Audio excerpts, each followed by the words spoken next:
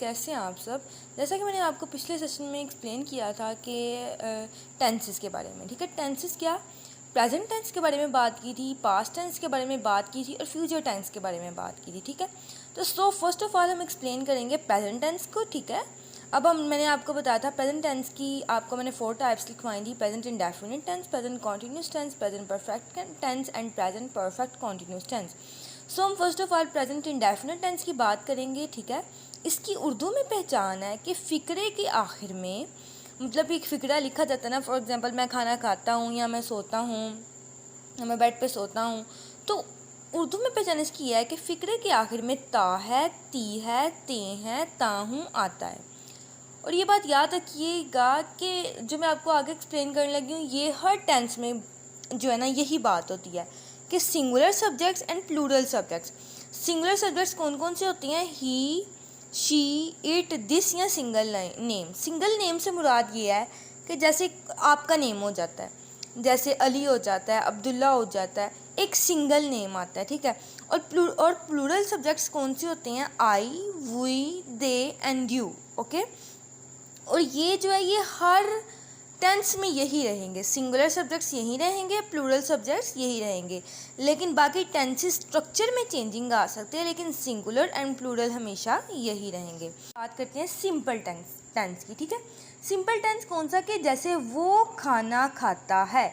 अब वो क्या है? सब्जेक्ट, खाना क्या है? ऑब्जेक्ट, खाता क्या है? वर्ब। वर्ब का मतलब होता है काम करना, ऑब्जेक्ट का मतलब आपने सिंपल भी पढ़ा होता है, ऑब्जेक्ट किसी चीज़ को कहते हैं, और उर्दू में इसको जो है ना मफूल भी कहते हैं, ऐसी चीज़ जिस पे काम किया जाए। अब खाने पे काम किया जा रहा है और एक चीज़ है कि वो खाता है, खाना, वर्ब।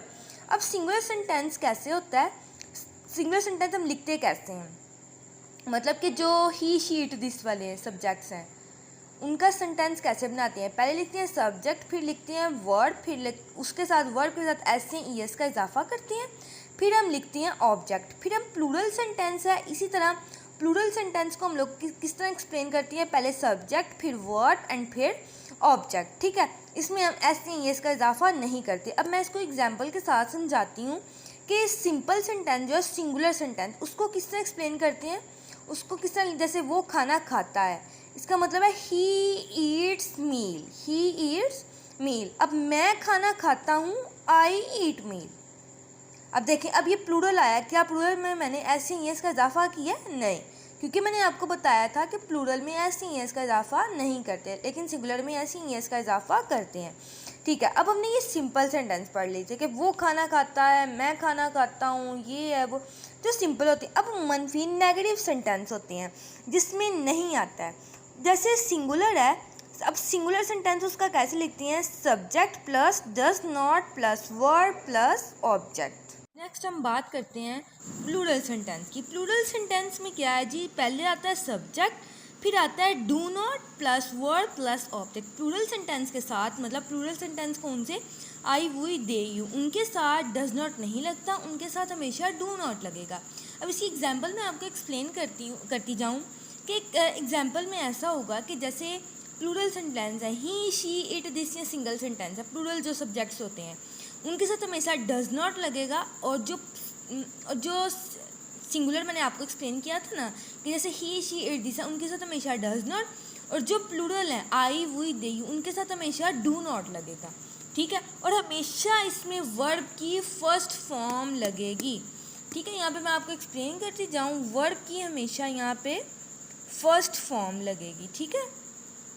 फर्स्ट फॉर्म सिंपल में भी, नेगेटिव में भी, इंटेरोगेटिव में भी, ठीक है। और अब हम सवालिया इंटेरोगेटिव की बात करते हैं। अब उसमें क्या है कि सिंगुलर सेंटेंस में डज पहले लग जाता है और प्लूरल सेंटेंस में डू पहले लग जाता है। अब ही, शी, इट, दिस है ना, ही, शी, इट, दिस वालों के वो सिंगुलर हो गए। जैसे हम इसके एग्जाम्पल से एक्सप्लेन करते हैं कि जनाब डज ही ईट मील, इसकी एग्जाम्पल है सिंगुलर सेंटेंस की डज ही ईट मील, और प्लूरल सेंटेंस की एग्जाम्पल है डू आई ईट मील। तो सो गाइस, हमारा प्रेजेंट इंडेफिनिट टेंस यहाँ पे ख़त्म होता है, और इसके बाद इंशाल्लाह हम एक न्यू सेशन से स्टार्ट करेंगे, और इंशाल्लाह मैं आपको सारा जो है वो एक्सप्लेन करती जाऊँगी। बहुत डिटेल से, तो होप सो आप हमारे साथ रहिएगा और इंशाल्लाह आपको बहुत अच्छे से समझ लगेगी। और अगर आपको कोई भी क्वेश्चन पूछना है इनके बारे में तो आप मुझे कमेंट सेक्शन में कमेंट लिख सकते हैं, तो मैं आपको रिप्लाई ज़रूर करूँगी इंशाल्लाह।